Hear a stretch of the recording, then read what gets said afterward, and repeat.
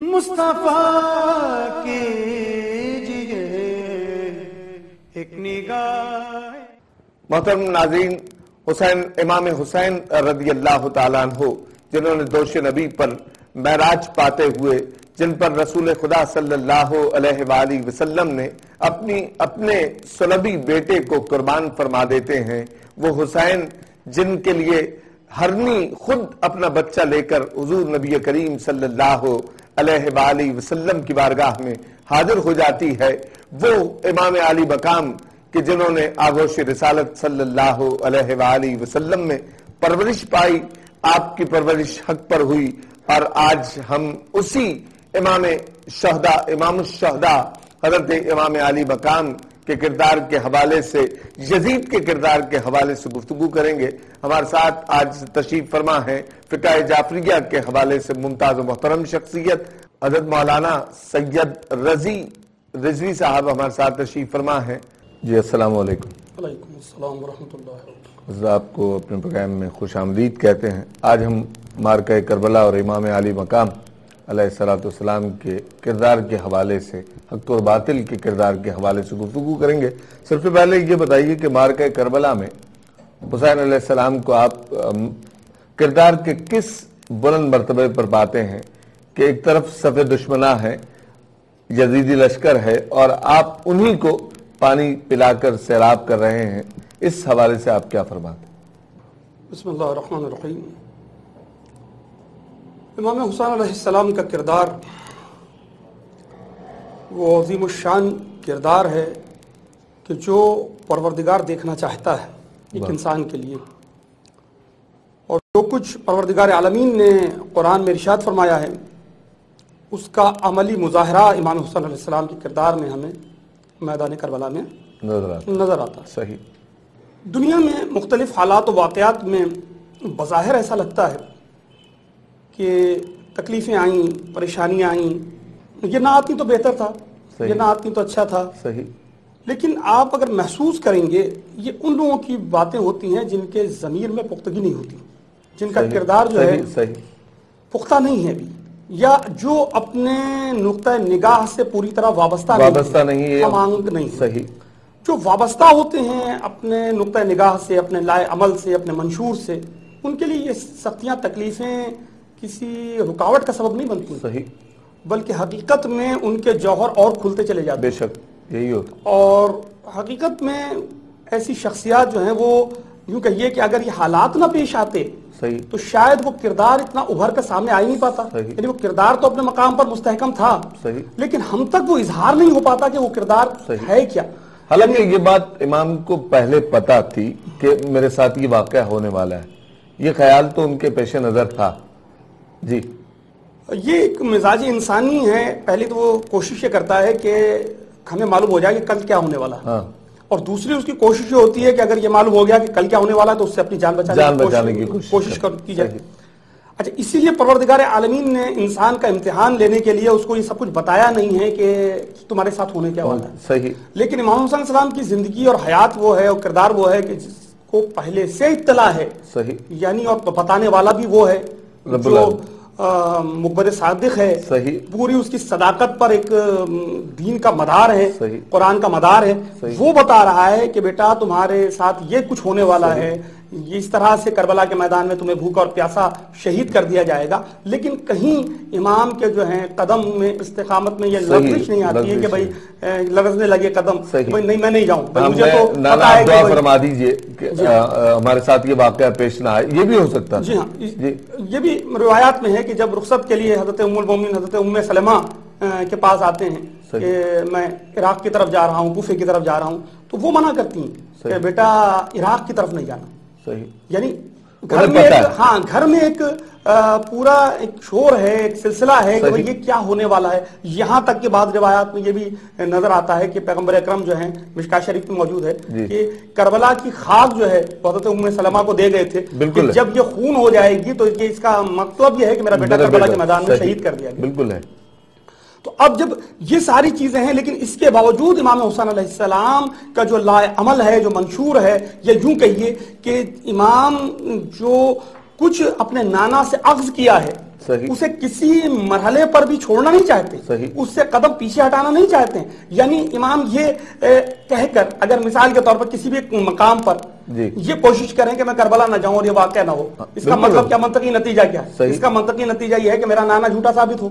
اللہ اکبر, بالکل اس کا تو منطقی نتیجہ سیدھا سیدھا کہ میں, یعنی اس کا مطلب یہ ہے کہ میرے نانا نے کہا تو وہ حق ہے, سچ ہے, وہ سب کچھ سچ ہے, اور میں اس کے لیے اپنے آپ کو آمادہ رکھتا ہوں, تیار کرتا ہوں کہ یہ سب کچھ ہو, اور پروردگار یہ آرزو نہیں کہ یہ ختم ہو جائے, بلکہ پروردگار مجھے استقامت دے, مجھے صبر کرنے کی قوت دے, حوصلہ دے کہ میں یہ اس سے پابندی کے ساتھ نکل کے آگے بڑھ سکوں. لشکر یزید جب کربلا کے میدان سے آپ دور تھے تو وہ پہنچا, آپ نے انہیں پانی پلا کر سیراب کیا, اس حوالے سے کیا کردار آپ کا کہتا ہے؟ حقیقت میں دیکھیے, بظاہر یہ بڑا مشکل مرحلہ ہے جی کہ کسی کو ایسے آدمی کو پانی پلایا جائے کہ جو خون کا پیاسا ہے, صحیح, اور جو جان لینے کے لیے آیا ہے, صحیح, یا یہ بھی معلوم ہو چکا ہو کہ ہر کا جو 1000 کا رسالہ آیا ہے, یہ رسالہ جو ہے امام حسین السلام کی گرفتاری کے لیے آیا ہے, یہ گرفتار کر کے ان کو کوفے پہنچایا جائے. اب یہ سب کچھ ہے, لیکن اس کے باوجود جو انسانیت کا تقاضا ہے وہ اپنے مقام پر ہے, اور اس کے ساتھ جو پروردگار سے رابطہ ہے اور ربط ہے اس کا تقاضا یہ ہے کہ ان کو سیراب کیا جائے. صحیح. اور وہ امام حسین علیہ السلام نے کیا ہے کہ ان کو پہلے سیراب کرنا ہے, بعد میں ان کا کیا رد عمل ہوگا اس سے ہمیں کوئی غرض نہیں ہے کہ یہ ہمارے ساتھ کیا سلوک کریں گے, لیکن ہمیں ان کو پانی پلا دینا ہے جو ہمارا فرض منصبی ہے وہ, یعنی کہ یہ پانی ہمارے پاس موجود ہے اور کوئی پیاسا مر جائے, یہ ہم گوارا نہیں کر سکتے کہ یہ اس طرح سے کوئی سلسلہ قائم ہونے پائے. اچھا, یہ وہاں سے چیزیں پیدا, خود آپ پہچانیں گے کہ یہ اس گھرانے کا پہلے سے دستور ہے, پہلے سے دستور ہے. آپ دیکھیں بدر کی جنگ میں پتہ یہ چلتا ہے کہ ایک تالاب ہے, اس پر کافروں نے قبضہ کر لیا, بالکل ہے, اور معلوم یہ ہوتا ہے کہ پیغمبر اکرم کو پانی نہیں لے جانے دے رہے, مسلمان پانی سے محروم ہے, لیکن جب مسلمان اس پر قابض ہو جاتے ہیں, پیغمبر کا حکم ہوتا ہے سب کے لیے. اسی طریقے سے پتہ چلتا ہے جنگ صفین میں جب جو ہے شام کی فوجوں نے پانی پر قبضہ کر لیا ہے, امیر المومنین نے پھر لڑکے اس کو آزاد کیا ہے, تو لوگوں نے مشورہ دیا یا علی جیسا آپ کے ساتھ کیا گیا تھا ویسے آپ بھی کر لیں, تاکہ میں یہ گوارا نہیں کرتا. اس کے علاوہ آپ کردار دیکھیں کہ وہ جس نے فتح مکہ کے موقع پہ بھی, جو فتح مکہ کے موقع پر بھی ہے, اور اس کے علاوہ سر پہ حضرت علی کی ابن ملجم نے ضربت لگائی ہے, لیکن اس کو بھی پہلے پوچھتے یہ ہیں کہ اس کو کچھ کھلایا پلایا ہے, اس کو یہ پانی پلا دو, اسے یہ شربت پلا دو. تو اب میں کہوں گا نا کہ اس کو یوں جملہ کہوں کہ وہ علی ہیں جو اپنے ایک دشمن کو سیراب کرتے ہیں, اور یہ حسین ابن علی ہیں جو اپنے 1000 دشمنوں کو سیراب کر رہے ہیں. تو یہ اچھا, یہ کہاں سے پیدا ہوتا ہے؟ یہ وہاں سے پیدا ہوتا ہے جب رب پروردگار سے ہوتا ہے, ورنہ اگر انتقامی کیفیت جو ہوتی ہے وہاں تو یہ ہوتا ہے کسی طریقے سے بھی اپنے دشمن کو پہلی فرصت میں ختم کر دیا. پرورش ہوئی, جس بارگاہ میں پرورش ہوئی, خاندانی ایک سلسلہ ہے ان کا, اور یہ تو وہ گھرانہ ہے کہ جو جناب ابو طالب سے چلا ہے, تو یہ وہ لوگ ہیں جو خانہ کعبہ میں آنے والوں کو پانی پلایا کرتے تھے. بے شک, تو یہ وہی سلسلہ ہے جو آگے بڑھا. حسین علیہ السلام کے کردار عالی اور یزید کے جابرانہ کردار کے تقابل کا جائزہ ہم لیں تو یہاں ہمارے درمیان یہ بات واضح ہوتی ہے کہ مارکہ کربلا 2 شہزادوں کی جنگ قرار دیا گیا ہے. اس حوالے سے آپ کیا فرماتے ہیں؟ ہاں, 2 شہزادوں کی جنگ قرار دینا, وہ اس حوالے سے اگر کوئی لیتا ہے کہ بھئی ٹھیک ہے یہ بھی بادشاہ تھے وہ بھی بادشاہ تھے, ان کا بیٹا تھا وہ ان کا بیٹا تھا, تو یہ اس مقابلے پہ آ گئے. لیکن نہیں, اگر ہم اس کو یہ باپ بیٹے والا رشتے سے کاٹ کے اور شہزادے ہم اگر ان کو شمار کرتے ہیں تو پتہ یہ چلے گا کہ حسین تو حق کا شہزادہ ہے, اور یزید جو ہے وہ باطل کا شہزادہ. تو اگر کوئی حق و باطل کے حوالے سے دیکھے تو حق کے شہزادے کی باطل کے شہزادے سے جنگ ہے, لیکن یہ کہ ان کو یا امیر معاویہ یا حضرت علی کے کردار کے حوالے سے کوئی یہ کہنے کی کوشش کرے کہ 2 شہزادوں کی جنگ کی, تو یہ اس کی بیوقوفی والی بات ہوگی. ورنہ یہ کہ ہاں یہ ایک حق کا شہزادہ ایک باطل کا شہزادہ, اور ان دونوں نے مطلب یہ کہ جو اسے تو آپ کہیں کہ یہ تو جنگ چلتی رہی ہے, اسے تو اقبال کہتے ہیں نا کہ ستیزہ کار رہا ہے ازل سے تا امروز, شرار مصطفی سے شرار بو لہبی. تو یہ تو حق و باطل کی جنگ تو مسلسل چلتی رہی پہلے دن سے. جی ہاں, وہ تو مسلسل جاری ہو ساری.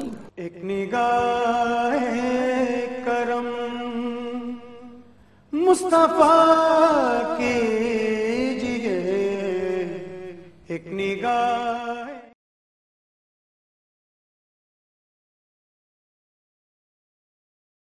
ایک نگاہ کرم مصطفیٰ کیجئے, ایک نگاہ حضرت یہ فرمائی کہ اگر ہم دیکھیں کہ کردار حسین کی روشنی میں اگر دنیاوی طور پر ہم لیں کہ دنیاوی طور پر کوئی ظالم و جابر کوئی شخص ہمارے سامنے کھڑا ہو تو ہم کوشش کرتے ہیں کوئی بھی ایسی بات کہ جس سے اس سے ہماری جان چھوٹ جائے، اس سے وہ اپنے ظلم و جبر سے رک جائے.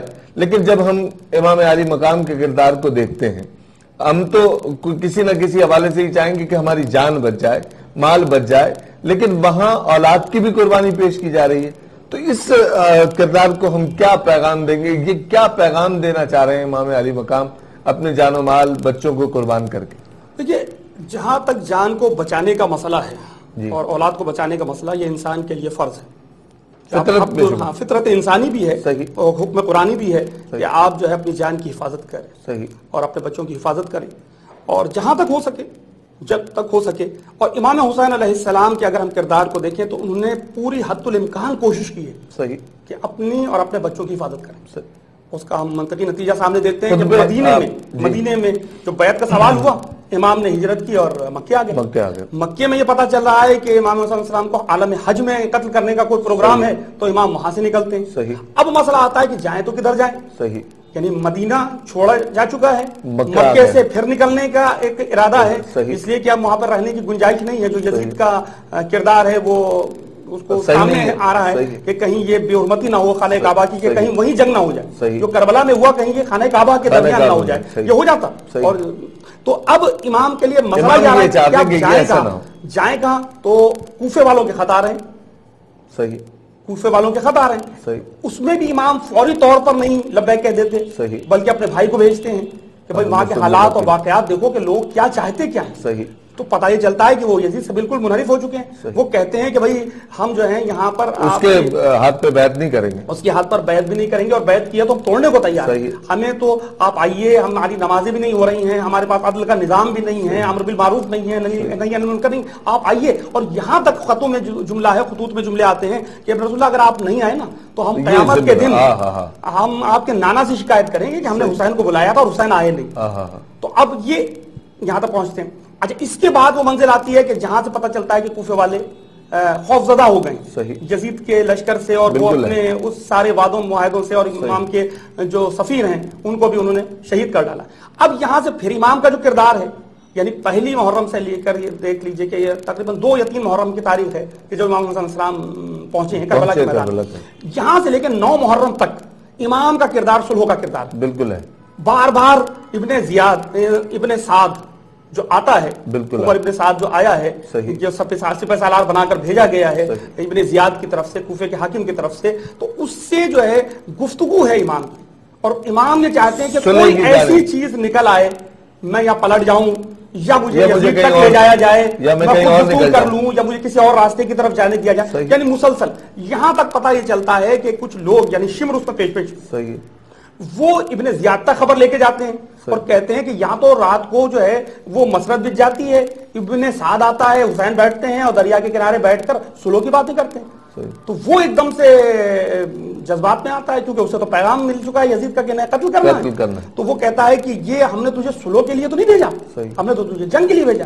یہاں تک کہ 9 محرم تک یہ ساری باتیں آتی ہیں. اور آپ آخر میں دیکھیں گے کہ 9 محرم کی شام کو حملہ ہو گیا تھا کہ اب یہ سارا ہم ختم کر دیں گے، رات کے وقت ان کو ہم گھیر کے قتل کر دیں. تو امام آخری ایک منزل یہ آتی ہے کہ امام کہتے ہیں کہ میں چاہتا ہوں کہ تم بھی عبادت الہی کر لو، میں بھی رات بھر عبادت الہی کر لوں، تم بھی سوچ لو میں بھی سوچ لوں. یہ کہہ کے اس رات کو بھی جنگ کو امام نے ٹالا ہے. اور پھر صبح ہوتی ہے، پھر امام جو ہے گھوڑا جو کہا جاتا ہے کہ جنگ کی سواری، اونٹ جو ہے وہ امن کی سواری، تو اونٹ پر بیٹھتے ہیں، آنے کے بعد خطبہ دیتے ہیں، بتاتے ہیں کہ مجھے قتل کر کیوں رہے ہو، مجھے کیوں قتل کر رہے ہو، کیا میں نے کسی کو قتل کیا ہے، کسی کا مال لوٹ لیا ہے، میں نے کسی کو نقصان پہنچایا ہے، میں نے کیا کیا ہے. اور پھر یہ اپنا تعارف کرا تو دیکھو میرے سر پہ امامہ کس کا ہے، میرے بدن پر زرہ کس کی ہے. یہ ساری تبرکات میرے پاس پیغمبر سے آئے ہیں، امیر المومنین سے آئے ہیں، امیر حمزہ سے آئے ہیں، جعفر طیار سے آئے ہیں. یہ سارے تبرکات کے ساتھ میں تمہارے سامنے آیا ہوں. تم ایسی شخصیت کو قتل کیوں کرنا چاہتے ہو؟ لیکن کوئی پلٹ کر یہ نہیں کہہ سکا کہ ہم اس وجہ سے، بس ایک بات کی آپ بیعت کر لیں. تو اب پلٹ کر یہ کہ بیعت کر لیں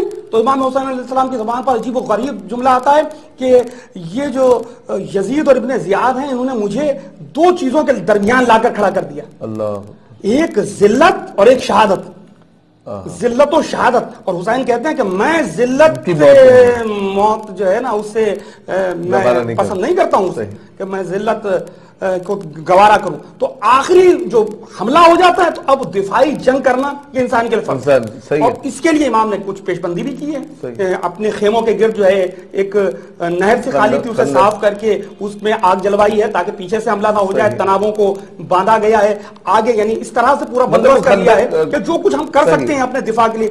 یہ بھی نہیں ہے کہ ہم اتنے کمزور ہیں کہ ہم کو کرنے والا ہے کہ جو آئے اور وہ فوراً لقمہ بنا لے. نہیں, ایسا نہیں ہے. ہم لڑیں گے, آخری دم تک لڑیں. خود امام حسین علیہ السلام جو ہے وہ لڑے ہیں اور ایسی عظیم الشان جنگ لڑے ہیں جو تاریخ میں مثال ہے کہ ایک یکا و تنہا اتنے زخم کھانے کے بعد, بھوکا اور پیاسا اور اتنے لاشیں اٹھانے کے بعد بھی اس طرح سے لڑ سکتا ہے. تو امام حسین علیہ السلام کا کردار, تو امام نے تو آخری دم تک بات کی, صلح کی بات کی, کہیں جنگ کی بات نہیں کی. مدینے کو چھوڑ دینا, اگر جنگ کرنا ہوتی تو مدینے میں آسان تھی, مکے میں آسان تھی, حاجیوں کو اپنے ساتھ ملانا زیادہ آسان تھا, یعنی سارا مسئلہ تھا. لیکن امام جو ہے یہ سب کچھ نہیں کرتے یہاں تک کہ جب جنگ کی نوبت. اچھا پھر یہ آپ دیکھیں نا کردار کہ جو کہیں تاریخ میں نظر نہیں آتا, کہ جہاں پر پتہ یہ چلتا ہے کہ جہاں پر خطرہ ہوتا ہے تو لوگ چاہتے ہیں کہ زیادہ سے زیادہ افراد آ جائیں, یہاں ہو جائیں. ہاں افراد, آپ جتنے خطبے دیکھیں گے, جتنے خطبے دیکھیں گے وہ پتہ یہ چلتا ہے کہ ہم موت کی طرف بڑھ رہے ہیں. جس کو جانا ہے وہ چلا جائے, انصار کو یہ بتایا جا رہا ہے, جس کو جانا ہے وہ چلا جائے, ہم موت کی طرف بڑھ رہے ہیں, جس کو جانا ہے چلا جائے. اور یہاں تک کہ چراغ گل کر دیا جاتا ہے کہ اگر تم یہ آپ شرم کی وجہ سے نہیں جانا چاہتے تو میں چراغ بجھا دیتا ہوں, چلے جاؤ. یہاں تک جواز دیتے ہیں کہ اہل بیت میں سے ایک ایک کا ہاتھ پکڑ لو, چلے جاؤ. قیامت کے دن کہہ دینا میرے نانا سے کہ ہم ان کی حفاظت کے لیے گئے تھے, ان کو صرف مجھ سے سروکار ہے, تم سے سروکار نہیں ہے. جی ہاں, امام حسین علیہ السلام کا کردار ایک حقیقی انسان کا کردار ہے, ایک انسان کامل کا کردار ہے, اور وہ نمونہ عمل ہے رہتی دنیا کے لیے. پیغمبر جو ارشاد فرمایا نا کہ حسین مجھ سے ہے اور میں حسین سے ہوں, یعنی یہ کردار پیغمبر کے کردار سے کوئی الگ کردار نہیں ہے.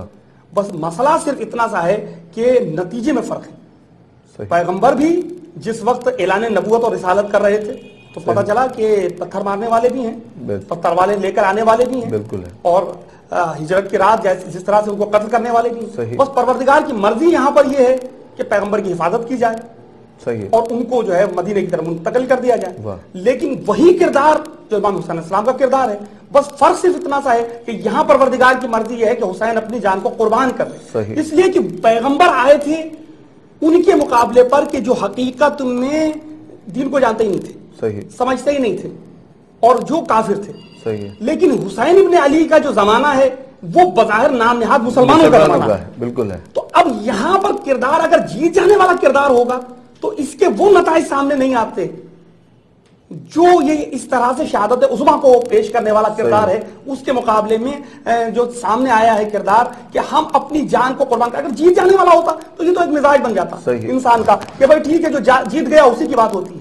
لیکن یہاں امام حسین علیہ السلام نے ایک نیا کردار پیش کیا کہ ہم اپنی جان کو قربان کر کے, اپنا سب کچھ لٹا کے پھر بتانا چاہتے ہیں کہ انسان کو کرنا کیا ہے, اس کی زندگی کا لائق عمل کیا ہونا چاہیے اور اس کی زندگی کا منشور کیا ہونا چاہیے. کہ اگر حق کے لیے اس کے گھرانے پر حملہ ہوتا ہے, اس کے گھر پر, اس کے مال پر, اس کے یعنی جائیداد پر, یعنی امام حسین السلام نے کربلا کے میدان کو خرید لیا ہے, یہ ان کی املاک ہے, اس پر حملہ ہوا ہے, تو اس کو اپنے کس طریقے سے دفاع کرنا چاہیے اور کسی بھی لمحے جو ہے نا وہ یعنی بزدلی کا مظاہرہ نہیں کرنا ہے, اسے ہر طریقے سے پامردی اور شجاعت اور بہادری کا مظاہرہ کرنا ہے. یہ امام حسین السلام. بہت شکریہ عزت صاحب, آپ تشریف لائے, ہمارے پروگرام کو رونق بخشی. معزز ناظرین, خوبصورت گفتگو محترم جناب سید محمد رضوی صاحب کی آپ نے سماعت کی. آخر میں اس شعر کے ساتھ اپنے میزبان رفیق شیخ فریدی کو اگلے پروگرام تک کے لیے اجازت دیجیے. کیا علم تمہیں سایہ دین اوڑھنے والوں, سوکھا ہے کہاں پیڑ کہاں شاخ جلی ہے, اور اسلام کی تاریخ جھٹک کر ذرا دیکھو, اسلام تو مقروض ہے حسین ابن علی ہے. اللہ نگہبان. میں سوچتا ہوں کہ عابد کا حال کیا ہوگا,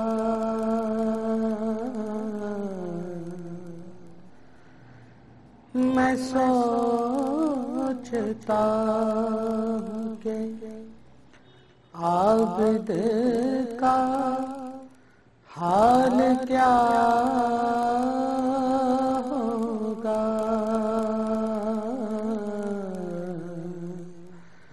اسیر ہو کے وہ جب شام میں گیا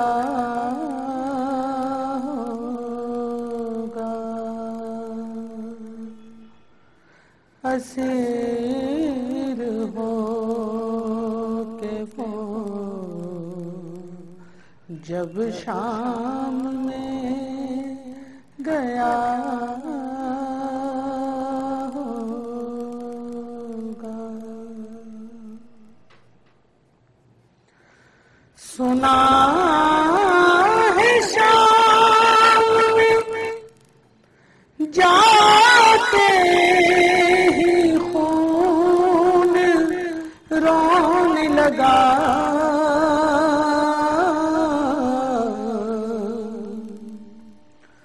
سنا ہے شام میں جاتے ہی خون رونے لگا، نہ جانے شمر نے اس وقت کیا کہا ہوگا، نہ جانے شمر نے اس وقت کیا کہا ہوگا۔ گلے کے طوق نے عابد کو کیا جھکانا تھا،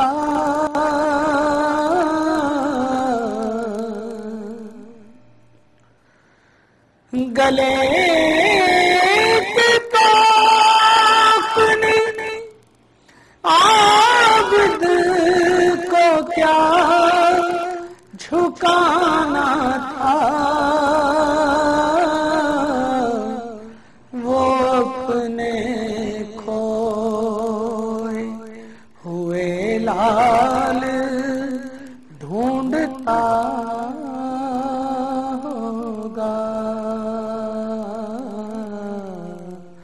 وہ اپنے کھوئے ہوئے لال ڈھونڈتا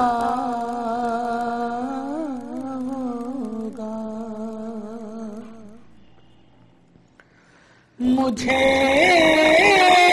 یقین نہیں آتا، یقین کیسے کروں